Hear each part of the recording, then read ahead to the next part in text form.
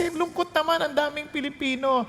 Nabubuhay sila trying their best para magtrabaho, pero wala silang nakikitang nangyayari. Bakit? Kasi wala silang maliwanag na goal, na meron pong, yung bang masabi natin, worth dying for. Di ba? Ngayon, tingnan po natin. Last week po, kung naalala po ninyo, sabi natin, we all want to be successful. Obviously, without a goal, you can never be successful. But what is a true success? So let's first once again review. I-redefine nga natin kasi ang success sa tao, technically speaking, mayaman, sikat, di ba? Merong magandang pamilya, yun ang ating hangad. And hindi ho yun masama, hindi ho yun masama. Pero ang problema lang, yung ganong pananaw ay corrupted na, kaya hindi na naintindihan ng tao. And since God created us in His image, He wanted us back to be like Jesus, the very image of God. Ano sabi ng Bible? Becoming all that God wants you to be. Kaya nga po, without Jesus, you can never be successful. Kasi kahit na anong yaman mo, hindi ka pa rin masaya kasi you're not living out the very image that you are. Naalala niyo yung kwento ng isang naturalist, yung nakuha niya itlog ng agila, tapos isinama doon sa mga manok. Napisa. Itong agila, kasama niya lahat mga sisiw ng manok. Isipin niyo, ang utak niya, utak manok. Utak manok. Ang kanyang kilos manok. Agila ito Kumakain dapat ang manok. Biro niyo kung kumakain, agila, laki-laki ng ulak, ganyan. Lahat, kilos manok, utak manok, pati yung kanyang tilaok. Tinatry niyang maging manok. And imagine he was trying and giving his best para po maging manok, kilos manok, ni hindi makalipad. Natutulog sa ibabaw na pero nakaganon lang, hindi humain. Hanggang sa isang araw, dinala siya nung isang naturalist. Sabi niya, mali yan. Sabi niya, mga expert sa aviary, sabi niya, hindi, tama yan. Yan ay agila, hindi yan manok. He must fly. Sabi niya, hindi siya makalipad kasi ang utak niya, lumaki na siyang kasamang mga manok. Kaya ang lipad niya, mababa lang. Pero isang araw, dinala ito sa may bundok. At doon sa bundok, at siyempre sa una, tinry niya munang lumipa. Wala Nung dinala na sa bundok, at pagbukang liwayway, umakyat ang araw, nakita ng agila, kasi malaki na siya yung pagliwanag ng araw na ganyan, bigla niyang in-spread yung kanyang pakpak at ginalaw.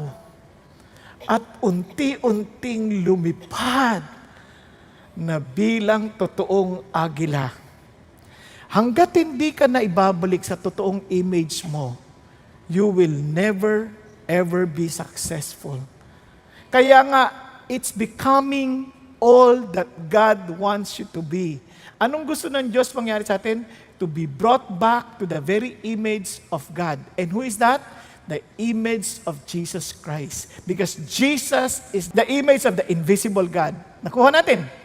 And we were created in that image. Nasusundan po? Kaya without your relationship with Jesus, you'll never be happy. And doing all that He wants you to do. Kasi bagamat tayo we will become like Jesus, we are part of the whole of Christ. Ibig sabihin, hindi ka pwedeng lahat ng bagay na gagawin ni Kristo, magagawa mo lahat. Hindi. Because we are in a body. Every one of us is just a part of the body. Kaya nga sa 1 Corinthians 12, do all, perform miracles, do all. Kaya magtataka kayo, sabi ni Jesus, he who believes in me will do greater works than I do. Bakit? Kasi he's referring now to the church, to the whole body. Mas marami tayong magagawa. Tama ba? Sabay-sabay tayo nagsasalita Sabay-sabay tayong kumikilos and we are in all areas of life. Nandoon tayo. Which at that time, as a physical body ni Jesus, hindi siya makagalaw. Hanggang doon lang siya sa Israel. Ngayon, nakapasok na sa kumpanya nyo. Dahil nandun ka. Nakapasok na siya sa eskwelahan nyo. Dahil nandun ka. Nakapasok na siya sa pamilya mo. Dahil nandun ka. Because you're part of the body of Jesus. Doing all that He wants you to do. and hearing him say, "Well done, good and faithful servant." Okay po ba yan? Okay po? Now, may tanong ako sa inyo. Sino sa inyo gusto kayong matawag na abnormal? Obviously, nobody wants to be called abnormal. Tama? Na may papakita ko sa inyo. Kasi ito ang ating pag-uusapan. Succeed in balancing your life. Bakit ko sinabi sa inyo yan? Anong relasyon yan sa pagiging abnormal? Halimbawa, nakita nyo ang larawang ito. Ang cute, no? Tama ba? Pero ang haba ng kamay, abot sa paa. Kahit anong cute niyan, abnormal yan.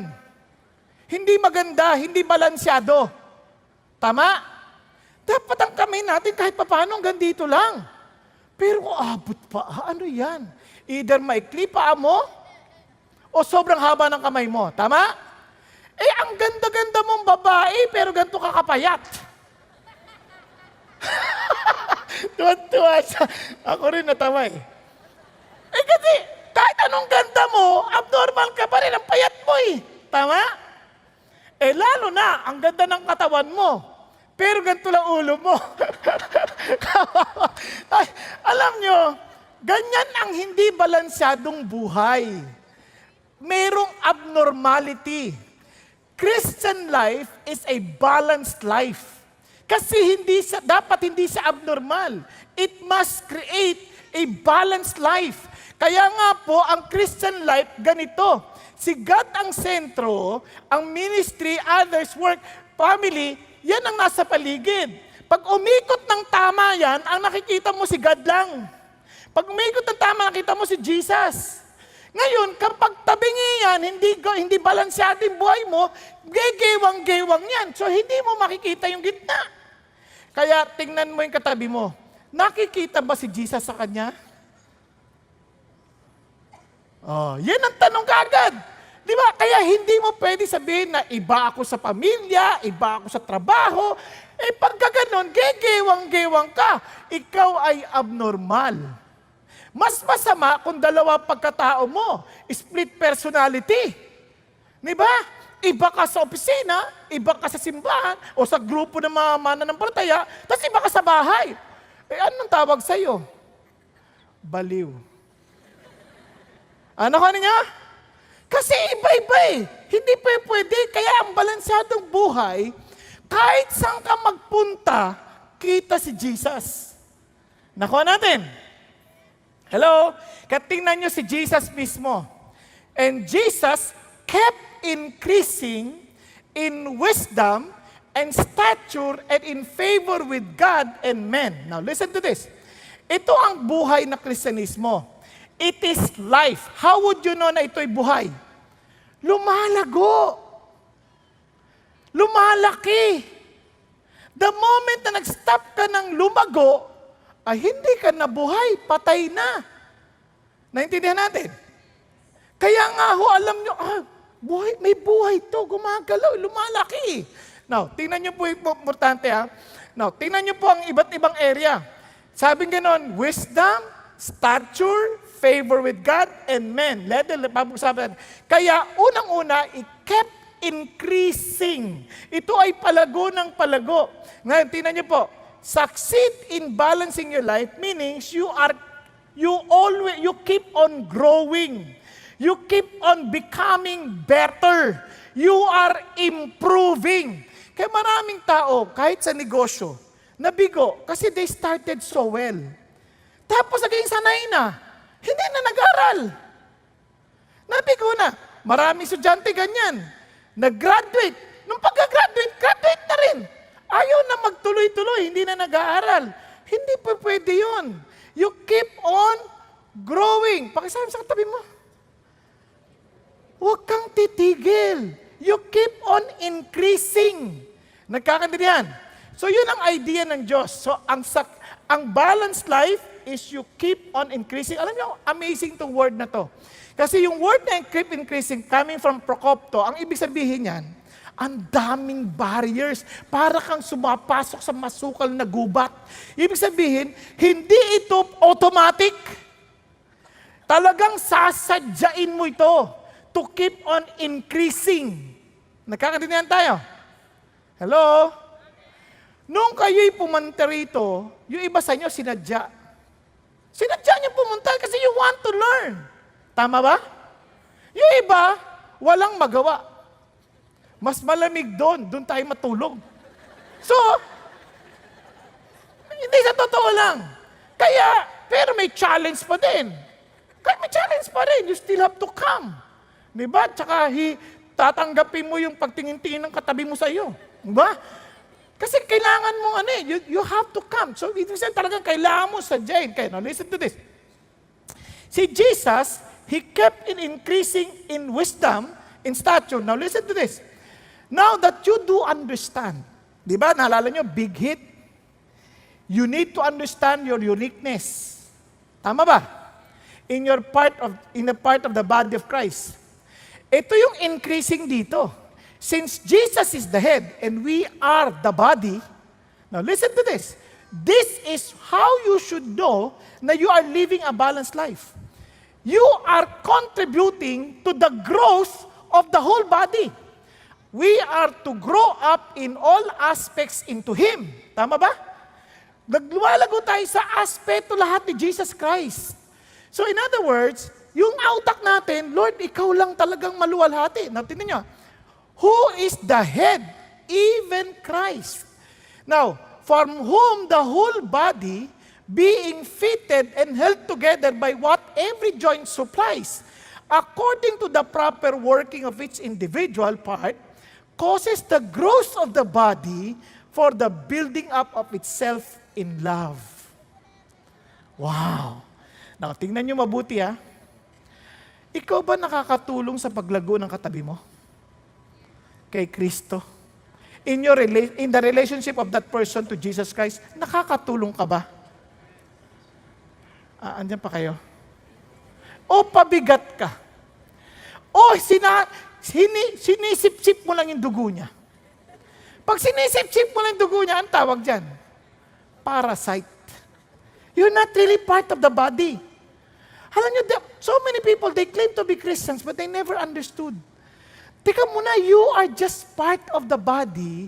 You must be a contribution to the body. Ang contribution has nothing to do with your money. It is about the contribution of the health of the body. Nandiyan pa ba kayo? Kaya, tingnan ninyo kung successful kang businessman, panalo, successful businessman. Kasi Christian yan eh. O, di ba, nakakatulong sa body? Isip na kagad, mga Christian talaga masisipag sa negosyo. Kaso, hindi balansyado. Sira pamilya. Ano isipin nila sa mga Christian? Anong problema sa mga Christian yan eh? Sira naman pamilya niyan eh. Hello? Iba naman, nasobrahan. Ayan, lagi na sa Bible study. Lagi nag-aatay ng Bible study. Nagtuturo pa ng Bible study. Nasa prayer meeting pa. Nagpa-fasting pa. Pero lagi absent sa trabaho. So nakuha ninyo? Sabi, ganyan pala mga Christian. Puro mga panatiko. Kaya wag mong i-hire yan. Wag mong i-hire kasi tamad yan. Laging absent. Ganun ba gusto yung makita? Are you contributing to the body? Ano nakikita nila kay Jesus? Ayun kay Jesus, pa-pray-pray lang yan, tamad yan. Kaya ang daming tao galit kay Jesus eh. Hindi dahil kay Jesus, kundi dahil sa mga Christian na nagsasabing Christian sila, they're part of the body, they're not contributing to the body. They're living an unbalanced life or tinatawag na abnormal life. Hello? Nagyaya ka pa. Punta ka sa service namin, attend ka. Tinulugan mo naman. Ayan pala mga Christian, mapapahinga. Naintindihan niya sabihin, everything we do, nakikita ba si Jesus, are you contributing to the body? That's the greatest challenge. Hindi yan yung parang, kahit lahat yan sa kilos natin, sa pagkain, sa pag-iisip, sa pagdidesisyon, are we reflecting Christ? Kaya you need to keep on increasing. Kasi hindi naman tayo automatic eh. Mag-grow tayo. Okay ba yan? We will grow like Jesus. Hindi yan automatic. Christian na ako, bagong tao na ako, mabait na ako. Hindi ganun. You have to make decision every time. Because you have to grow. Okay ba sa atin yan?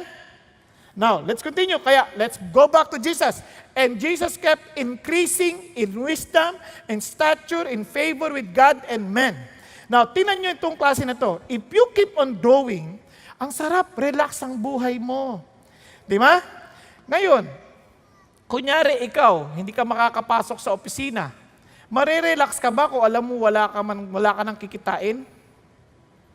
Siyempre hindi. Pero kung meron kang SSS, pwede? Oh, ito, sa Christian life, hindi lang SSS. SSSS. Oh, super secured! Okay ba yan? So, huwag niyong kalimutan. Itong 4 na area ng buhay natin na kailangan balansyado tayo. Hindi mo sila pwedeng paghiwa-hiwalayin. Kailangan mabalansyado natin yan to live a normal Christian life. Okay po? Ano yan? Say it with me. Sagacity. Allah? Ulit. Para madagdagan ng vocabularies natin. Sagacity. Okay. Stature. Social. And spiritual. Okay? Ngayon, nagkabaliktad dyan, dapat una spiritual bago social. Anyway, let's start with sagacity. Sabi mo sa akin, sagacity. Ano yung sagacity na yan? Nakakain ba yan? Sa totoo lang, dapat gagamitin ko Sophia. Pero ito ho yung sagacity. Sagacity is foresight, discernment, or keen perception, ability to make good judgment. Sa madalit salita, just like what Jesus did, sabi niya, He kept increasing. It was intentional. In wisdom. Ang Greek word is Sophia. Kaya yung wisdom, what does it mean?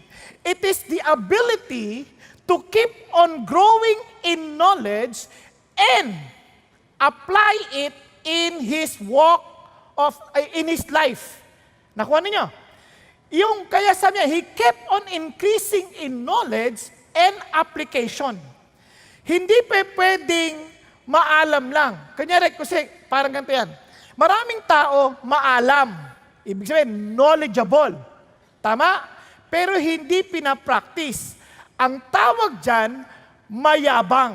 Because knowledge puffs up. Okay po? Nakakadinan tayo. Pero marami naman, marunong sa buhay, pero walang alam. Ang tawag dyan, tricycle driver. Bakit ko sinabi? Pasensya na kayo, not to insult the tricycle drivers, I was a tricycle driver. Kaya ko ito sinabi sa inyo, just to picture to us in our mind. Alam niyo ba, nung ako'y nagdadrive ng tricycle driver ako, ang tatalino namin, while I was tricycle driver, nag-aaral ako.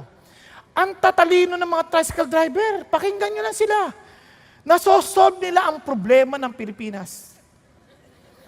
Ang mali naman dyan sa Pangulo na yan, hindi, ganito ang ginawa niya eh. Kung ginawa niya ito, sana ang ganda ng buhay natin. O, di ba?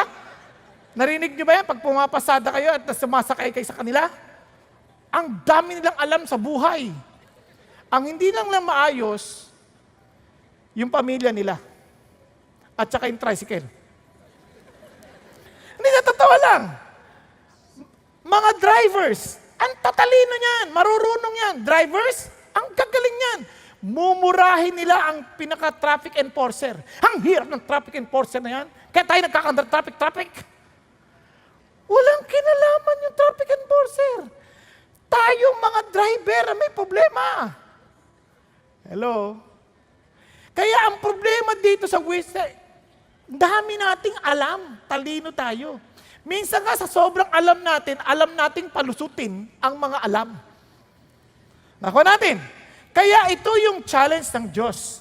Yung wisdom ay hindi ka lang maging marunong. Kasi ito importante. Kailangan maging maalam ka at matalino. Kaya ang word na wisdom is matalino. Hindi lang marunong, kundi matalino. O, sabi mo sa katabi mo, ikaw ay matalino. Dahil inaalam mo at isinasagawa mo. And you keep on increasing. Okay? Yan ang matalinong tao. Pero pag tumigil ka na, hindi ka na matalino. Nagkakadinan tayo. Marunong ka lang. Now, let's discuss this. My people are destroyed for lack of knowledge. Alam nyo ba kung bakit kailangan wise tayo? Ang daming buhay ang nasisira dahil sa kakulangan ng kaalaman. And ang katalinuhan nagsisimula muna sa kaalaman. Tama ba? Katulad ng Israel, for example. Sabi niya, "Brethren, my heart's desire and my prayer to God for them is for their salvation." Ano ang puso ni Pablo? Maligtas ang kanyang mga kababayang Israel. "For I testify about them that they have a zeal for God." Wow! Hindi siya kapareho ng marami sa atin. Ito, mga nag-aapoy sa Diyos. Hindi lang nila alam ang batas, alam nilang isagawa ito, and they're willing to die for it. Kaya ang tawag sa kanila, zealous for God. Para siyang si Pablo. Sabi ni Pablo, "As to the law, I am blameless." And he was willing to kill those who want to follow Jesus. Nagkakadinan tayo. They are, sabing ganon, they are what? Zealous. So ito ay marunong. Okay, nagkakadinan tayo. Committed. Ang problema, sabi ni Pablo, but not in accordance with knowledge. Hindi ayon sa tamang kaalaman. Kasabi niya, "For not knowing about God's righteousness and seeking to establish their own, they did not subject themselves to the righteousness of God." Anong ginawa nila? They wanted to be right before God by their own terms, with their own terms. Nakuha niyo? Gusto nila, ayos sila sa Diyos sa paraan nila, hindi sa paraan ng Diyos. Marami tayong ganyan. Akala natin, pag gumawa tayo ng paraan natin, tanggap tayo. Parang ganito yan. Attend ako sa CCF, lagi akong a-attend para sa langit ako mapunta at maging Christian ako. Alam nyo, kahit palagi kang nandito, hindi ikaw, hanggat hindi si Jesus, yung iyong katuwiran, hindi ka magiging Christian. Para kang kotse, kahit ikaw, pumunta ka sa garahe, doon ka na matulog, doon ka na tumira sa garahe, hindi ka magiging kotse. Tama? Pumasok ka sa kusina ng McDonald's, doon ka na tumatulog, doon ka na matira, hindi ka magiging hamburger. Nakuha ninyo? O gusto mo, magkuha ka ng oxygen, pupunta ka sa dagat, hindi ka magiging isda. There must be a miracle that will happen for you to be transformed. Yun ang sinasabi niya. You cannot establish your own. Anong paraan? Sabi niya, there is the righteousness of God. Ano yung righteousness of God? For Christ is the end of the law, for righteousness to everyone who believes. Yun ang sinasabi ni Jesus. This is the real wisdom, the real knowledge.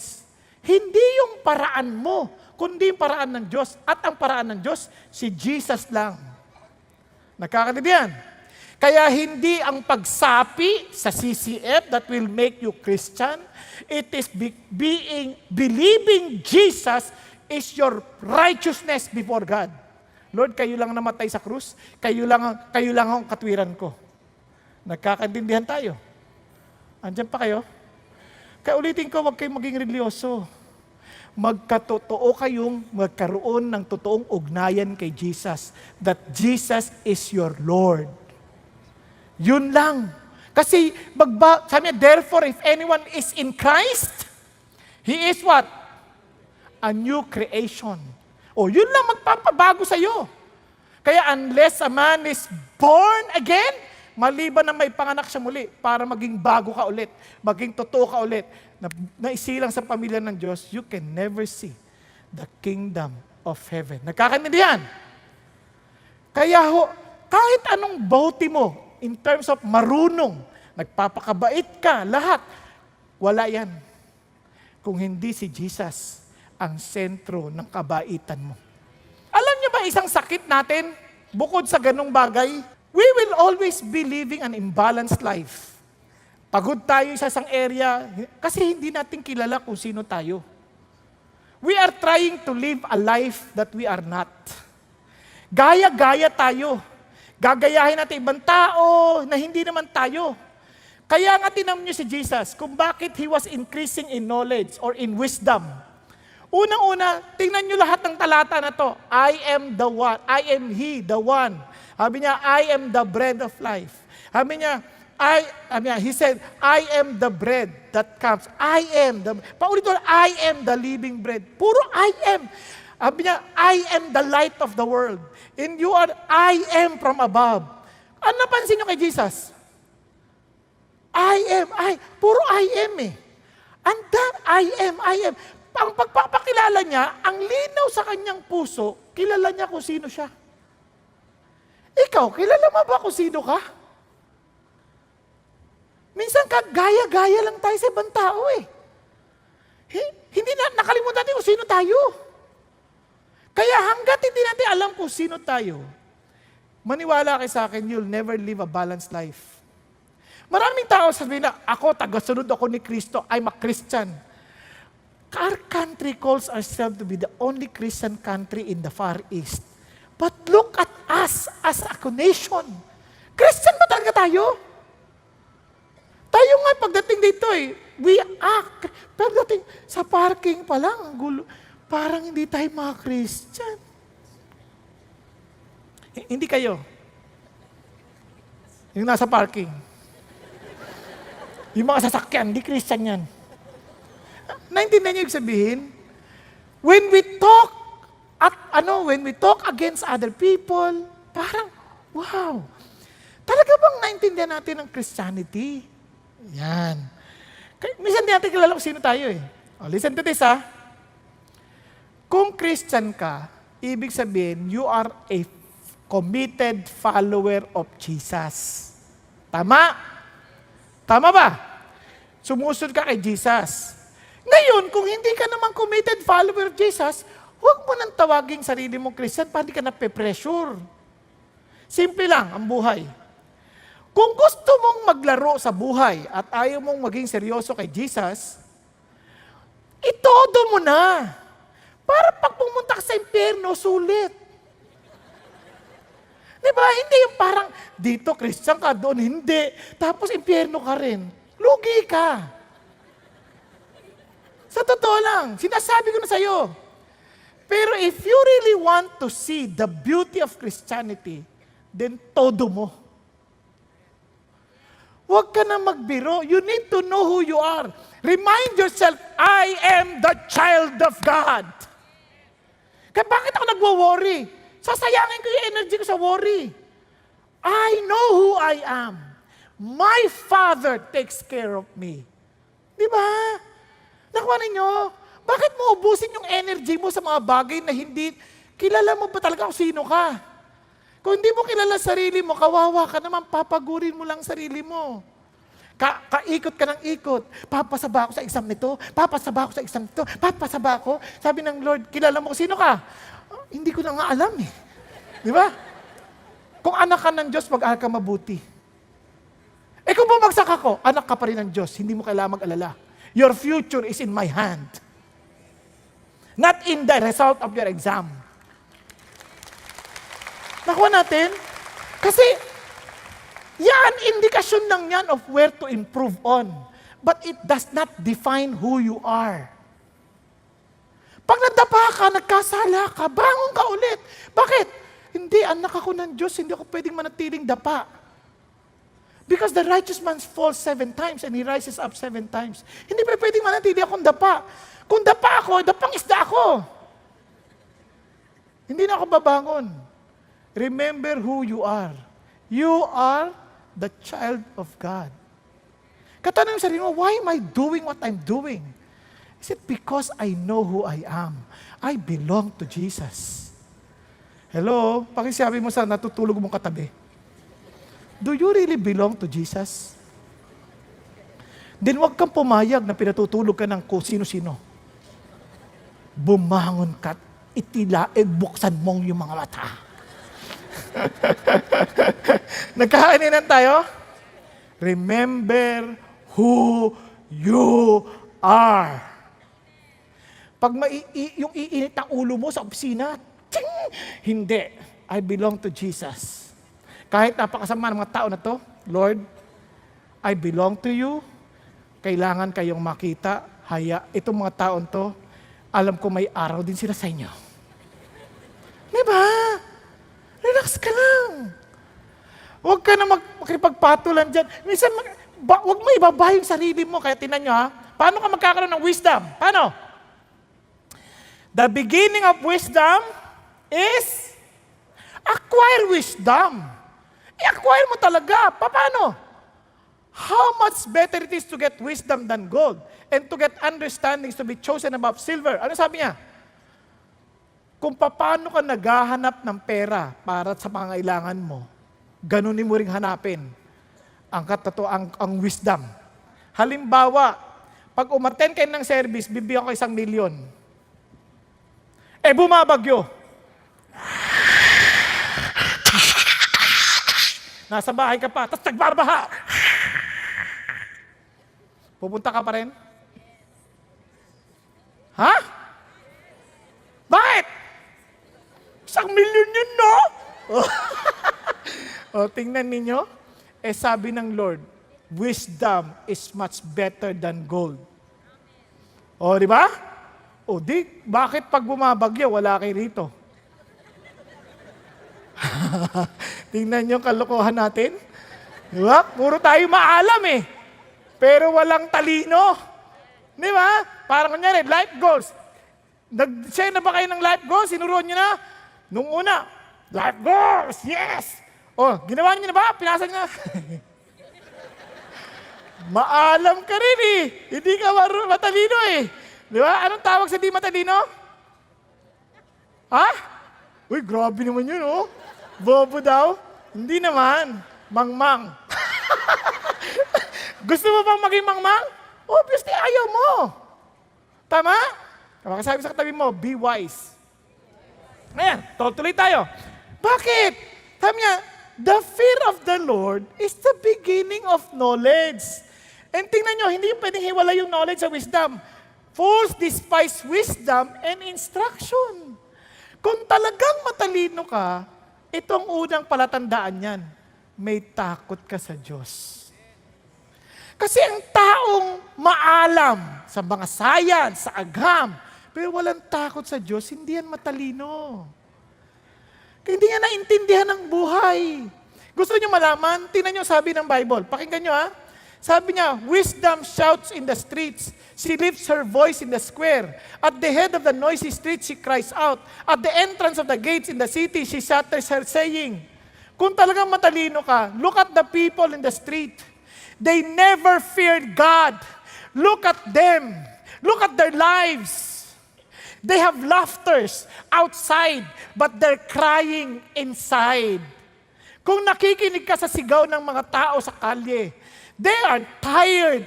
They do not even know where they're going. They're just trying to survive. Naririnig mo ba? Sumisigaw ang wisdom.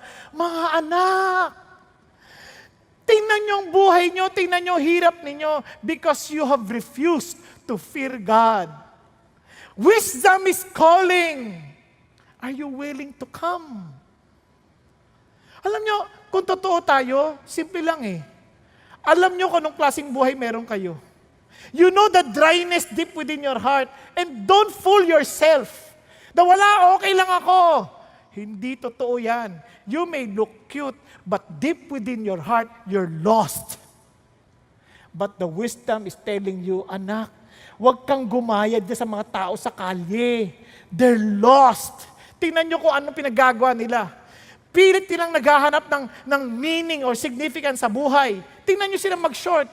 Nalalaglag. Kita yung brief. Bakit? Hindi na maintindihan anong kailangan gawin para mapansin. Bakit mo pag gagawin? Hirap-hirap ka maglakad. Gayahin mo si Superman. Yung brief ang huli. O di pa kita mo na talaga. Mga hindi nag-iisip. Pag New Year, anong ginagawa ng tao? Nagpapaputok. Bakit? Para mag-alisan ng mga demonyo. Saan nagpunta? Sa loob ng bahay. Kasi sa labas kayo nagpaputok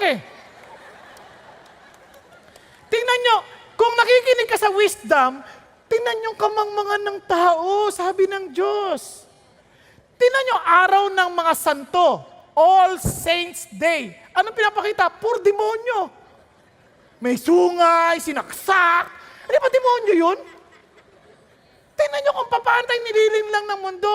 Wisdom is calling. Don't close your eyes. Don't cover your ears. Listen. Listen. Tingnan niyo mga tao sa kalye, living in adultery, living in debauchery. Are they happy? Are you listening to the cry of wisdom? Look at those who are in fornication. Getting pregnant without the father. Ano yan? Virgin birth? Wisdom is calling. Kasi hanap kayo ng hanap ng meaning eh. But Jesus, the wisdom is calling. Sabi niya, you seek for it. Fear God. Now, tuloy natin. Tingnan nyo ha. How long, O naive ones, will you love being simple-minded? As scoffers delight themselves in scoffing. Pinagtatawanan niyo yung bagay ng Diyos. But have you not really listened to yourself? Na habang pinagtatawanan yung bagay ng Diyos, lalo kayo nalulugmok. And fools hate knowledge. Kaya anong dapat mong gawin? If you are serious and you really fear God, ano sabi ng Bible? If any of you lacks wisdom, let him ask of God, who gives to all generously and without reproach, and it will be given to you. Alam sa Tagalog niyan? Kung kailangan mo ng katalinuhan, sabi niya, humingi ka sa Diyos. At ibibigay niya sa iyo ito ng walang pagpipigil at walang panunumbat. Bakit? Bakit? Tingnan nyo ha. Ang context ng ganito, consider it all joy, my brethren, when you encounter various trials. Anong klaseng trials? Various. Iba-iba. Full of variety. Hindi lang isa. Trials. Dami. Knowing that the testing of your faith produces endurance, and let endurance have its perfect result, so that you may be perfect and complete, lacking in nothing. Pero Lord, hindi ko na alam gagawin ko. Puro problema na to eh. Then you ask God. And sabi, Lord, mali ko naman yun. Hindi ako nakinig sa iyo eh. Pag humingi ka sa akin, lumapit ka sa akin, bibigyan kita ng talino, hindi kita susumbatan. Kasi iba sa atin ganyan eh. Tay, tulungan mo ako, baon na ako sa utang. Kasalanan mo yan, manigas ka, magpakulong ka. Nasusumbatan eh. O kaya tutulungan. O ito, huwag ka nang uulit, ha? Tandaan mo to. Pag inulit mo pa yan, hindi na kita tutulungan kahit kailan. Hindi ganun ng Diyos. Nakita niyang umiiyak ka, sukdulan ka ng daming problema, hindi mo alam gagawin mo. Pag iyak mo sa Diyos, alika na anak, tutulungan kita. Hindi ka man lang susumbatan. Hello? Kaya ang kailangan mo lang, magpakatotoo ka lang kapatid. Aminin mo na mali ka. Alam niyo ba ang napaka-importante ng wisdom? Tingnan niyo sabi ng Bible. Kaya nga, idadaling ka ngayon sa salita ng Diyos. Tinasabi ng Bible, this book of the law shall not depart from your mouth. Di ba? Pray ka. But you shall meditate on it day and night, so that you may be careful to do according to all that is written in it. Kung wala kang takot sa Diyos, hindi mo ito ikukonsidera. Ba't mo babasahin ang kanyang salita? Bakit ka magiging maingat gawin yung sinabi niya? Kasi nga takot ka sa Diyos eh. Tingnan mo ang pangako ng Diyos. For then, you will make your way prosperous, and then, you will have success. Sarap, no? Now, listen to this. Alam niyo ba ibig sabihin ng your way prosperous? Itong pagkakasalin sa Amplified Version para maintindihan natin. Sabing ganon, for then, you shall make your way prosperous, and then you shall deal wisely and have good success.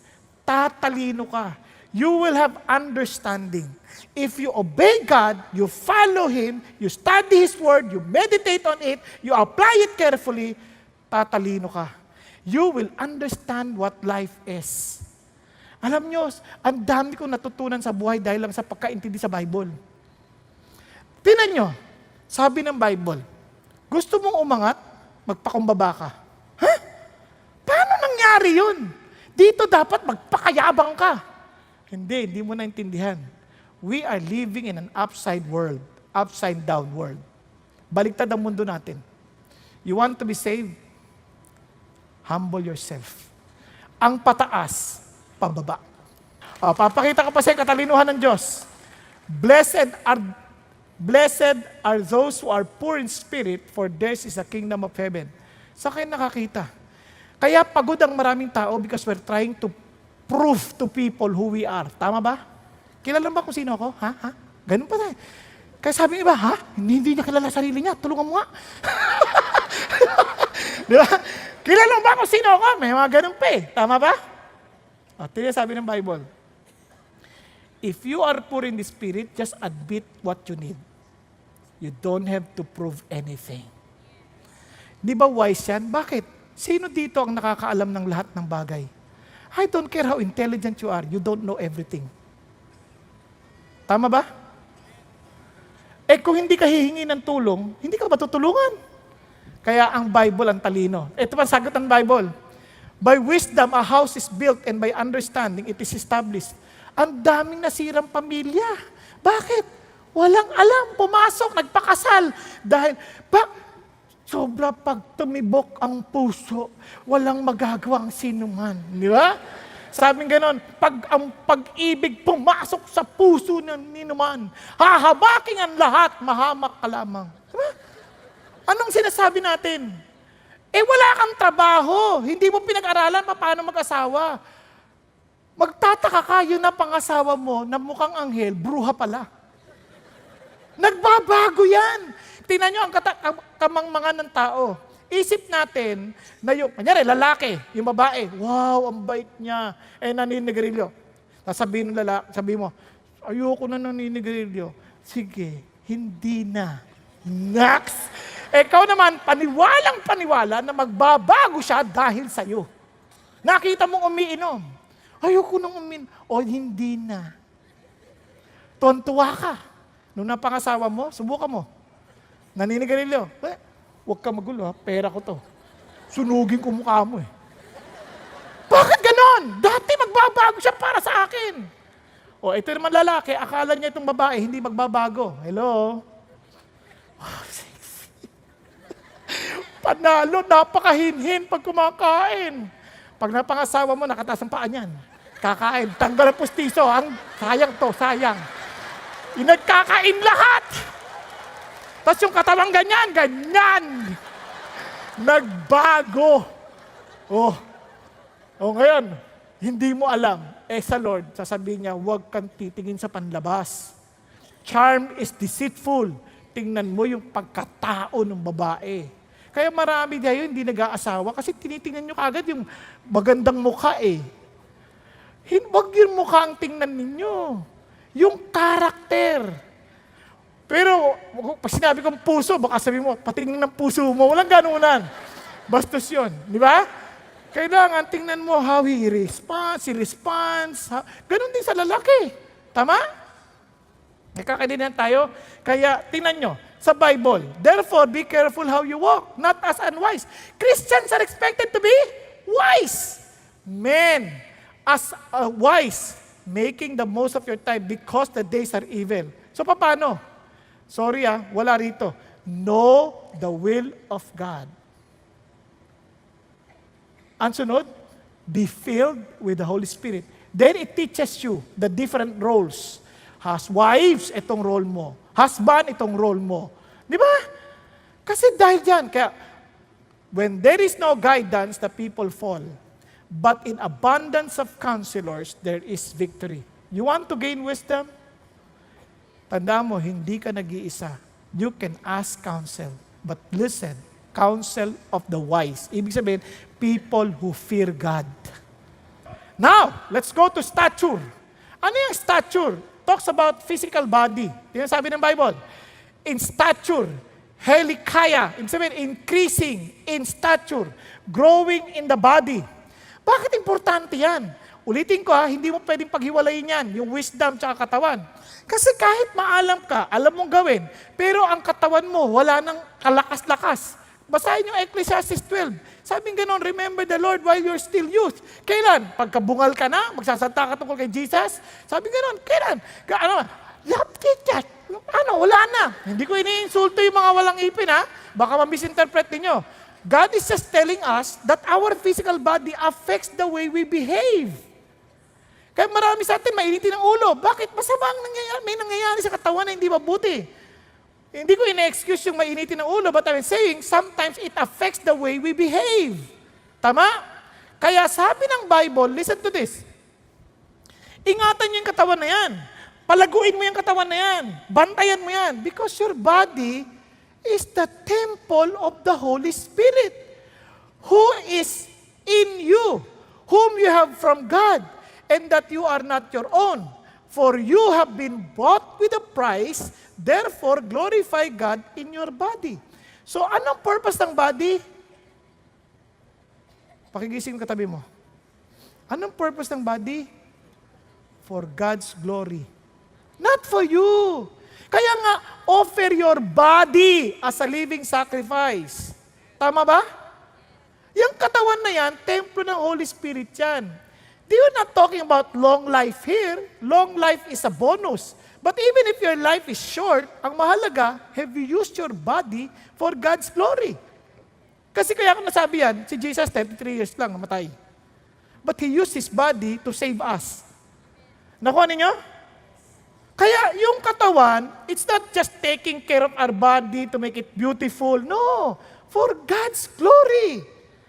Alam nyo, every time nakikita ko sarili ko sa television ng taba, ang nahiya ako sa Lord eh. Lord, nakakaya. Para akala wala akong disiplina. May sakit kasi ako, hypothyroid.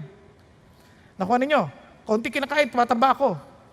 Hindi mo madali, ang hirap i-maintain. Pero ganun pa man, hindi pa pwedeng hindi. Kasi baka akala nyo, kinakain ko yung tights. Para maliwanag tayo. Di ba? Kaya sabi ko sa Lord, Lord, hindi pa pwede. Kaya ngayon hindi ako makain ng kanin, hindi ako makain tinapay, hindi ako makain ng matatamis.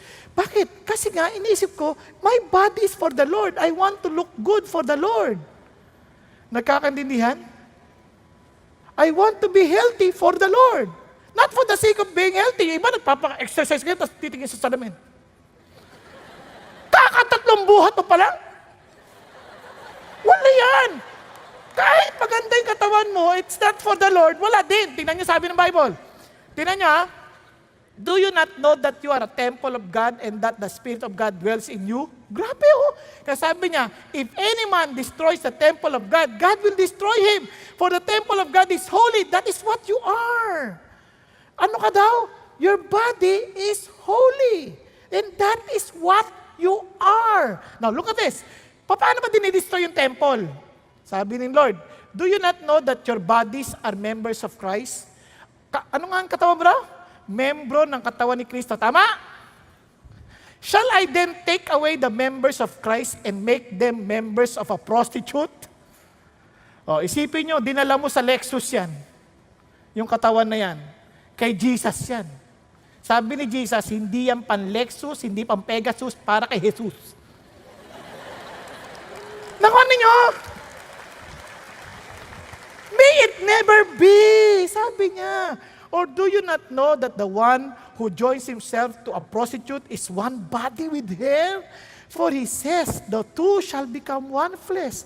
Whoa! Ano sabi ng Lord? Wow! Ayaw ng Lord yan. Tapos pangalawa, huwag mo abusuhin katawan mo. He wants you to rest. Sabi ng Bible, you have 6 days in which to do your work. But the 7th day is to be the day of rest dedicated to me. I want you to rest. Not only to sleep, but to rest with me. With the Lord. Yung katawan na yan, may araw ng pahinga yan. God does not need rest, but we do need rest. Huwag kayo magpapaniwalaan, hindi natin kailangan ng pahinga. Tingnan yung sabi ng Bible. Sabbath is a day of rest. Nagkakaintindihan tayo. It's not the day na Sabat, kaya Sabado, hindi ganon. Sa 7th day, you are to rest. 6 days you do your work. 7th day you rest. Now listen, the Sabbath was made to benefit man. Hindi yan magdidikta sa'yo. It's for you. Nagkakainaman tayo. So what do? You rest your body. Kasi if you don't take time to rest your body will make time to rest itself.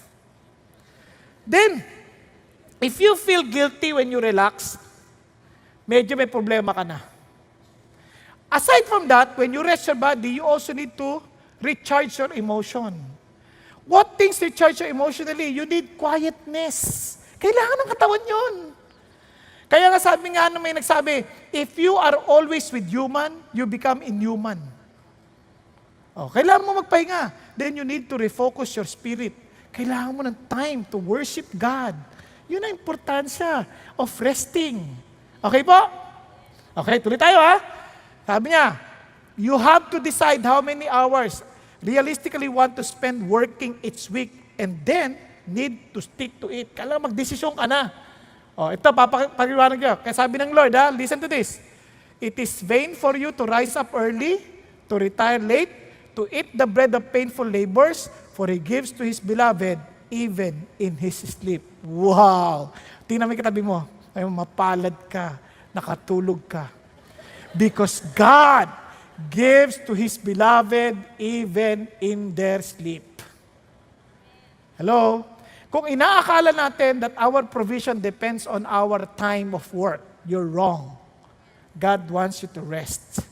Pero ang problema ng maraming Pilipino, they have 6 days of rest and 1 day of work. Kaya wala rin, masama din yun. Masama lalo yun. 1 day rest lang.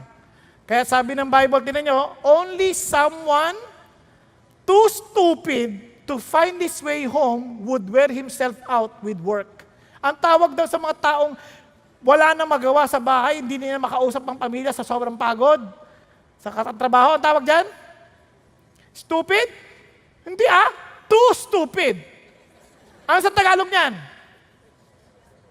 Ha? Patawarin niyo ako, ito Tagalog niyan, yung para maintindihan ka agad. Tanga. Pero pag tinagalog mo yan, sobrang tanga. Pero patawarin niyo ako, hindi yun ang, sinasabi lang ng Diyos yan, binasa ko lang. Tinagalog ko lang, nakakanindihan.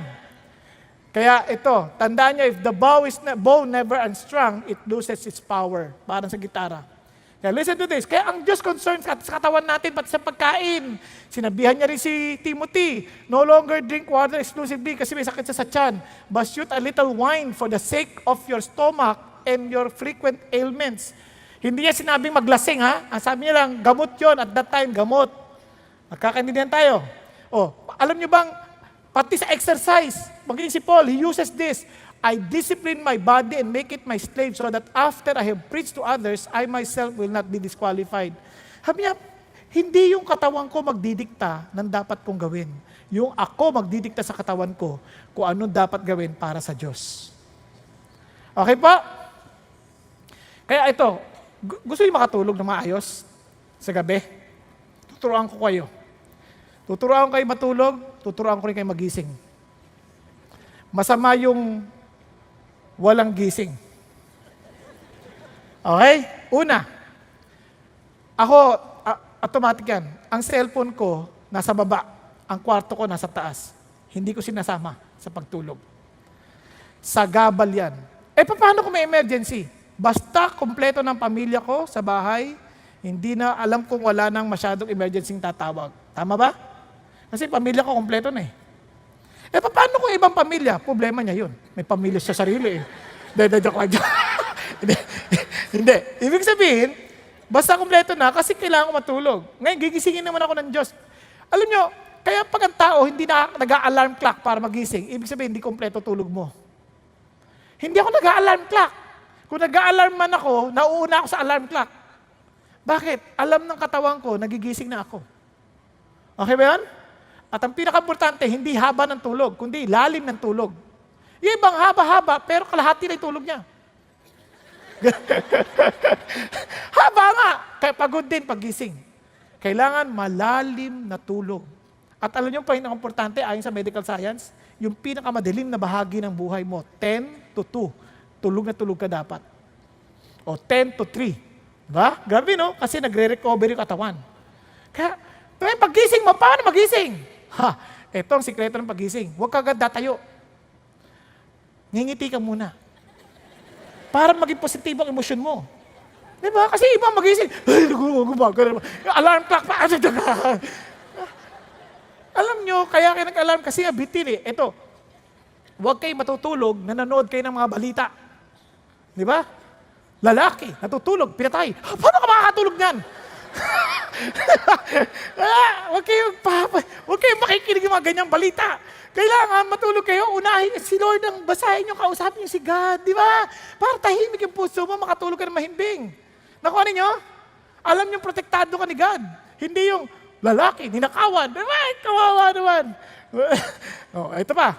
Paggising mo, dingiti ka. Sabi mo, Lord, thank you that you love me. That even if people do not love me, at least yun I know I am secured in your love. Okay? Then stretch. Para magising yung dugo sa kakabumangon. Tapos, gawin mo na yung dapat mong gawin. Tama? Then start the day with God. Para hindi ka aburidong nagigising. Marami pagising. Ano gusto mo? Hilong-hilo, parang, alam mo yun, parang naalimpungatan. Kaya ingatan nyo yung pagkatabi nyo. Huwag nyo ba sa gigisingin, parang alimpungatan yan. Parang kala nyo sinapian, tititig na ganyan sa'yo. Namumula yung mata. Hindi lang malalim ang tulog niyan. Okay? Tuloy tayo. Kaya sabi ng Bible, itong pinaka-importante, a joyful heart is good medicine, but a broken spirit dries up the bones. Ingatan nyo yung ating puso na huwag tayong nag-iisip ng kung ano-ano. Di ba? Kailangan lagi tayong masaya. Okay po? Sabi ng Bible, kasi, tingnan nyo, nagda-diet kayo. Tama yun, masarap yun. Tama yun, mag-diet ka. Huwag kang kain ng kahit ano. Kasi para sa Panginoon, tiisin mo na. Hindi tungkol sa sarap yan, kundi sa sustansya. Ganun pa man, kung hindi ka naman masaya, gulay na lang ng gulay. Ay, mamamatay ka pa rin agad. Kasi dapat masaya ka. Yung pagkain ng gulay, wow, ang sarap ng gulay nito. Ampalaya. Di ba? Ampalaya. Mapait muna at susundan ng manok. Di ba? Para balansado, wag yung parang galit na galit ka sa mundo. Masaya tayo kasi mahalaga yung puso natin. Kasi a joyful heart is good medicine. Now, let's go to the spiritual. Third S. Bakit spiritual? Favor with God and men. Now, bakit importante yan? Bakit inuna ng Diyos yung God bago yung men? Kasi alam nyo, when a man's ways are pleasing to the Lord, He makes even his enemies to be at peace with Him. Alam nyo ba yun? Ang sikreto sa buhay, ayusin mo muna yung relasyon mo sa Diyos. Kasi pag hindi ka ayos sa Diyos, tiyak ako, hinahirapan kang maayos sa kapwa mo. Tingnan nyo mga taong hindi ayos sa Diyos. Hindi ko siya, kahit religious ka, pero hindi ka ayos sa Diyos. Mapaghusga ka. Lagi mo tinitingnan ng mali ng ibang tao. Lagi mo iniisip, ikaw lang ang tama. Pag ganun ang pangyayari, may tama ka. Nakuha ninyo? Lagi mo iniisip, ikaw ang sentro ng mundo. Guys, God is the center of the universe. Unless you see God being the center of everything, wala kang makikitang aksidente sa buhay. Lahat yun, inadya ng Diyos for our good. Nagkakaintindihan? And if we fear God and love God, obviously, pati yung kaaway mo, hindi mo kaaway. Siya ay mamahalin mo. Kaya sabi ng Lord, love your enemies. Hindi mo kayang gawin yan pag hindi mo nakita si God. If you did not find favor from God. Kasi anong saysay na natutuwa ang tao sa'yo? Hindi naman natutuwa ang Diyos. Nakuha natin? Kaya importante, matuwa muna ang Diyos. Kaya nga, ang counseling ko, may problema ka, bago mo ayusin sa tao, ayusin mo muna ang relasyon mo sa Diyos. Kaya favor with God and man. And look at this. Beloved, let us love one another, for love is from God. And everyone who loves is born of God and knows God. The one who does not love does not know God, for God is love.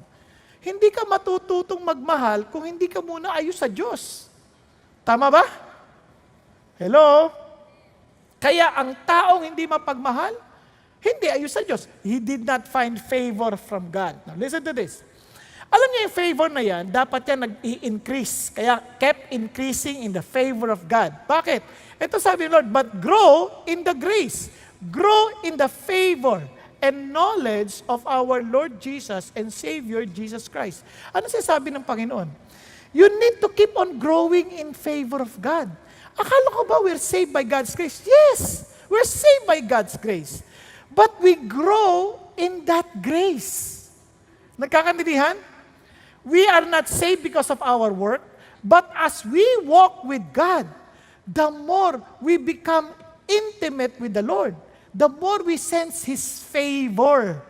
Bakit? Nagbe-bless ang Diyos eh. Whether you like it or not, God blesses the people who walk with Him. Tama ba? Hello? Andiyan ba kayo? Kung paano malalaman, how would you please God? Love Jesus. Obey His word. Kaya nga, tingnan nyo ha, sabi ng Lord, gusto nyo matuto? But He gives greater grace. Oh, may greater grace pala. Ano sikreto? Therefore it says, God is opposed to the proud, but gives grace to the humble. Listen, ano sikreto? Ano sikreto? Humble yourself. What does it mean to be humble? It is a total dependence on God. Yun yung sinasabi ni Pastor Peter, broken leaders. Ang dependence mo sa Diyos, wala sa sarili mong kakayanan. Wala sa sarili nating talino. Wala sa sarili natin. Kaya ang mga Christian hindi nakikipagtalo. Bakit ka makikipagtalo? Bakit? Galing ba sa ating sariling talino natin? Hindi. Galing sa Diyos. So kung ibibigay niya, praise God. Pero hindi, anong lalaban mo? Wala. Nakuha ninyo? Tuloy tayo. Hindi ko sinasabing walang tututol sa atin. Meron. Pero hindi mo kailangan makipagtalo sa kanila. Nakaintindihan nyo? Sa opisina nyo, huwag na kayo makipagtalo sa mga opisina nyo. Relax lang kayo. Hindi naman, karamihan na nakikipagtalo, hindi naman nakikilig yan. Kaya, mag-depend ka na lang sa Diyos. Paano? Paano? Be humble. Gawin mo, you submit to God. Lord, sa'yo ko. Then draw near to God, and He will draw near to you. Be miserable and mourn and weep. Humble yourself in the presence of the Lord, and He will exalt you. Tingnan nyo si Jesus, anak na ng Diyos. Si Jesus, Si Jesus, Diyos. Tingnan nyo, in the early morning, while it was still dark, Jesus got up and left the house and went away to a secluded place and was praying there. Wow! Anong ginawa ni Jesus? Nag-pray pa din. Asa pa rin siya sa Diyos. Aga-aga. At palagi siya nagpe-pray. Minsan kahit ang daming tao, pray. Kasi bakit? Kasi alam niya, kailangan niyang maging dependent sa Diyos. In His human form, He needs to depend on God. Tayo minsan sa sobrang yabang natin, sinosolve natin problema natin on our own way. Hindi tayo lumalapit sa Diyos. Magpe-pray lang tayo pag emergency na. Si Jesus, ang matalik mong kaibigan. Si Jesus, ang paraan sa ating Ama kung kaya't nagmamalasakit sa atin. Makipag-usap sa Kanya. Kahit siya ang nakakaalam ng bukas, ngayon, at ang maaring mangyari. Huwag ka magmamadali. Minsan, hindi ka pinansin. Okay lang. Mahalin mo lang siya and you ask God, Lord, tulungan mo ako. Naiinis na ako eh. Lapit ka lang. Nakuha? Kasi, kay Lord ka. Yun ang totoong humble. Hindi yung, excuse me po. Para ang humble. Pag sabi, sino kasi sasalta sa gitna? Kala mo kanila yung daan. Di ba? Hindi ganun humble. Maraming ganyan. Pa-humble effect. Sorry pa. Hindi ko na po ulitin. Pagtalikod, kalbo. Humble ba yun? Ang humble, Lord, patawarin niyo po ako, mali po ako. Kapag sinabihan ka, ang pangit mo, thank you. Di ba? Hindi, thank you. Mas pangit ka! Diba? Wala nang ganun. Sa akin, Lord, salamat. Kasi ang kagandahan ko lang hangad ay ikaw. Nakuha? Kasi ang tao naman sinungaling eh. Si Lord lang nagsasabi ng totoo. Ang mga humble, masyadong conscious, ay mga mayayabang, conscious sa sarili. Huwag kang conscious sa sarili mo. Hindi ka ganun ka-importante sa tao, pero sa Diyos, importante ka. Just be conscious of God. Hello? Kung ako sobrang conscious sa sarili, inaalala ko pati buhok ko, pati lahat ng katawan, hindi na ako makakapag-preach, promise. And I thank the Lord. Noon, mahiyain ako, di ako makataas ang kamay. Bakit? Kasi isip ko, pangit ako, mabaho ako. Ang tawag sa akin, baho eh. Mabaho ako, pangit ako. Oh, sabi ng Lord, nung naging Christian ako, you are fearfully and wonderfully made. Reklamo, Lord, ba't ganito ilong ko, laki-laki? Si Cesar Montano, ang nipis. Konting hangin, galaw. Ako, lumapag na aeroplano, walang galaw. Sabi ng Lord, you are fearfully and wonderfully made. Hindi ka ba nagpapasalamat na hindi yan baligtad? Oo nga, no? Kasi kung baligtad yan, konting ambon, lunod.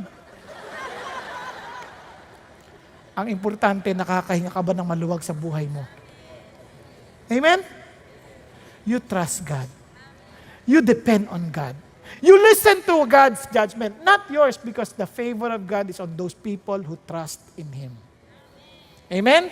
It is impossible to please God without faith. Faith is trusting in the Lord.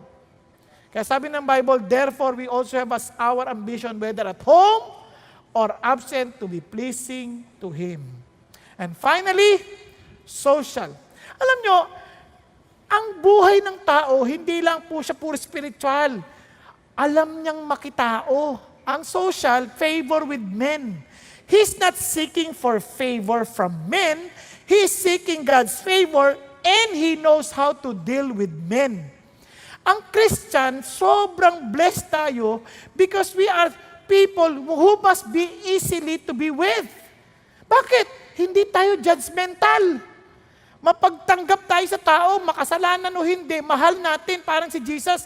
Ang mga Pharisees, yun ang ayaw ng mga makasalanan. Kaya si Jesus, He was with the sinners. He was eating with them. Bakit? They see something in Jesus na hindi siya judgmental, He's very loving, and He cares for us. He understood where we're coming from. Ang mga religious leader, yan ba Christian? Ha? Ba't ang clean ang damit mo? Minsan ganun pa tayo eh. Meron sura sa akin, Pastor, ba't hinahayaan niyo yung mga nag-attend dyan, nakikita ang pusod? Ha? Hindi ko napansin. Dahil hindi ako tumitingin sa mga pusod nila. Tinitingnan ko sa kanilang mga mukha. Hindi ko talaga napansin. Tsaka pwede ko bang pigilan yan? Ba't naman yung pusod mo, kita pa? Eh malay ko. Kung pinawisan yan, umikli buho ang damit. Nakisayaw, sumabay. Umikli. Kasi pala, umuurong yung damit niya. Hindi natin pwedeng pigilan niya. Iba, sinasabi ko yung iba sa inyo, siyempre mag-ingat kayo, ba't ang ikli naman ang damit nyo? Pero, kitang husgahan. Hindi kita i-condemn. Bakit ba? Kung yun ang gusto mong damit malay ko ba kung natastas yan? Yun na lang natira.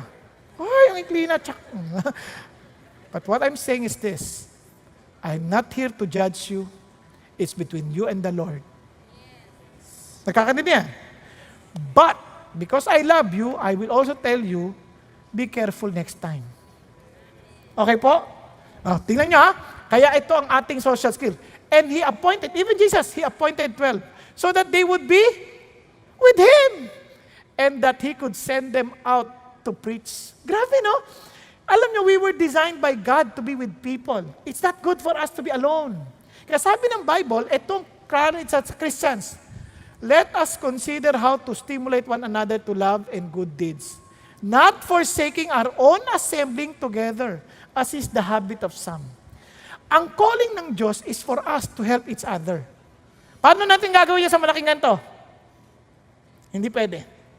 Kaya I challenge you, kung talagang matalino ka, wala na yung sarili mo. Be humble before God. Join a D group, a small group, where you can be an encouragement to others. Ayoko pumunta dyan, mga hipokrito yan, mga chismoso. Bakit hindi ka naman pumunta ron para chis-i-chis? Pumunta ka ron to encourage them, to teach them not to be chismoso. Kasi sabi stimulate one another to love and good deeds. Tama ba? Kung chismoso sila, kailangan ka. Dahil ikaw magtuturo sa kanilang maging chismoso. Mga hipokrito sila, kailangan ka nila doon para hindi na sila maging hipokrito. At kung hipokrito ka rin, at least sama-sama na kayo. Di ba? Birds of the same feather. But what I'm trying to say is this. As Christians, we need to, wala nang inferiority. Ay, nahiya ako. Hindi naman issue dito kung introvert ka o extrovert eh. Ang issue dito, Christian ka. Be with the people. Eh, hindi ko po kaya. Kaya mo. Alam bakit? If you are filled with the Holy Spirit, here is the fruit. Love, joy, peace, patience, kindness, goodness, faithfulness, gentleness, self-control. Against such things, there is no law. Prutas mo ba yan? Hindi. Prutas ng Espiritu na nasa sayo. If the Spirit of Christ is in you, I believe you would be loving, you will be full of joy, you will be what? You will be faithful, gentle. Di ba? Minsan pa nga dito na lang eh. Pagkausap yung gwardya, o kaya mga nagtatraffic, bakit ba? May parking pa naman doon ah. Alam mo na kagad, oops, walang espiritu yan. Ibang espiritu yan. Anong tawag sa espiritu na ganyan? Hindi espiritu ng Kristo. Anong espiritu yan? Coke. Espiritu ng Coca-Cola. Umubugay. Dumidighay. Parang dragon. Hindi. It's not from the Lord. It's from the world. Nagkakaintindihan. Kaya the challenge is this. It's no longer about you, my friend. It's about Jesus. And we need to keep on growing. Kaya mga anak natin, turuan natin to relate with people. Huwag natin na itago. Tayo mga Pilipino eh. Mga anak, may bisita, tago kayo. Wag. Turuan natin sila to be with people. Let them join the Sunday school so that they can relate with others. Let them join. Let them teach them. Teach them to be with people. Gumalang sa kapwa. Show them. Tayo po mga wala, ipakita natin sa kanila. Nakuha ninyo? Huwag tayong parang mapaghusga sa igat ka dyan. Masamang tao yan. Nanakaw yan. Huwag. Paano kung nakawang ka nga? Hindi naman sinabi ng Diyos, hihiwalay mo yung katalinuhan eh. Be wise as serpent and meek as dove. Tama? Hello? Ulitin ko ha. Balanseado yan. Wisdom, stature, favor of God, and man. Kaya kung talagang sa Diyos tayo, we can easily relate with people because we will never judge them but we will love them. Amen po? So let me just end with this. Meron po akong pinunit na libro. Sinirox lang. Si David, I want you to understand something like this. Si David po was 12 years old. And he convinced a restaurant manager that he was actually 16. Niloko niya, 16, kasi hirap na hirap siya sa buhay eh. And was hired as a waiter for 25 cents an hour. Ang liit! The place was owned by two Greek immigrants of brothers, Frank and George, and who had started their lives in America as a dishwasher and a hot dog seller. Galing sa hirap.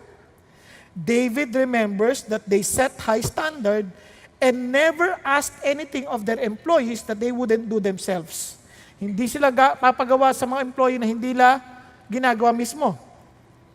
At sabi nga nun, Frank once told David, as long as you try, you can always work for me. But when you don't try, you cannot work for me. Dito na tinamaan na si David. David began to realize that he cannot do it on his own. He trusted God. He came to Jesus. Sabi niya, Lord, I need to go in wisdom. I need to try. Hanggat hindi ko ginagawa, hindi pa ako marunong. Tama ba? Yung tinuro sa akin, hanggat hindi ko ginagawa, hindi pa ako matalino. Maalam lang. Now, in-apply niya. That is wisdom. Now listen.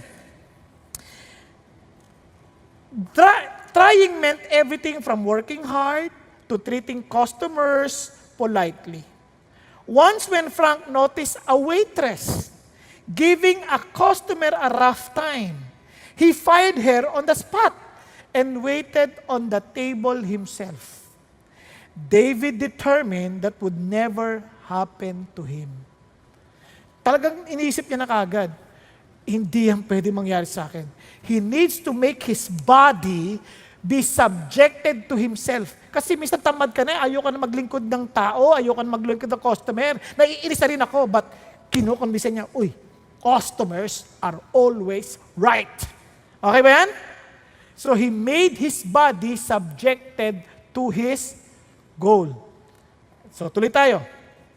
Ang maganda, the usual tip for waiters in those days was 10 cents.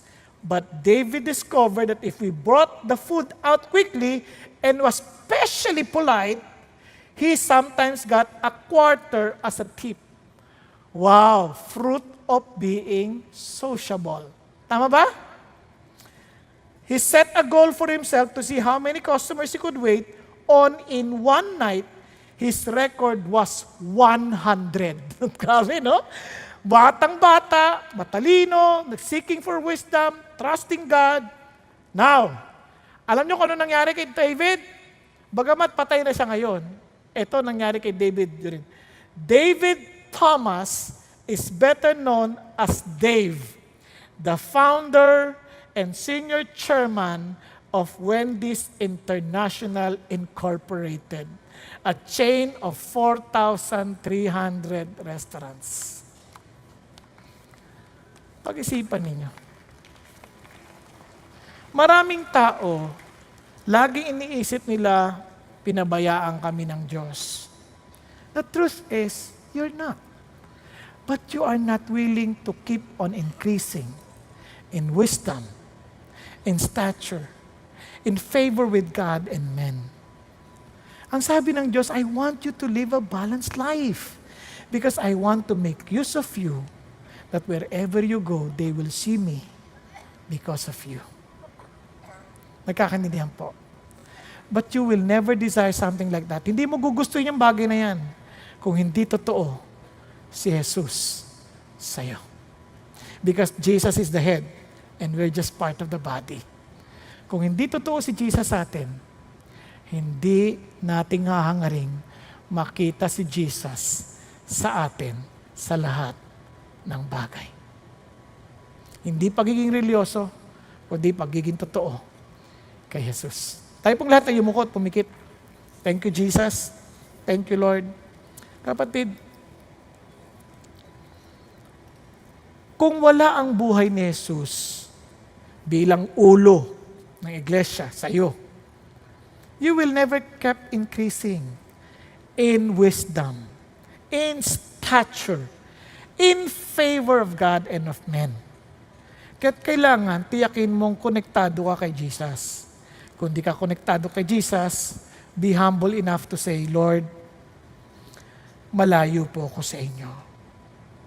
Patawarin niyo ako sa aking mga kasalanan at sa kasalanang nabubuhay ako sa sarili kong lakas, sarili kong kakayanan, sarili kong paraan. Kaya't Panginoong Hesus, kinikilala ko na kayo ay kasangkapan ko lamang at ako ang totoong Diyos. Ngayon, nagpapakumbaba ako sa inyo. Kinikilala kong ako'y tao. Kailangan kita. At kayo ang totoong Diyos.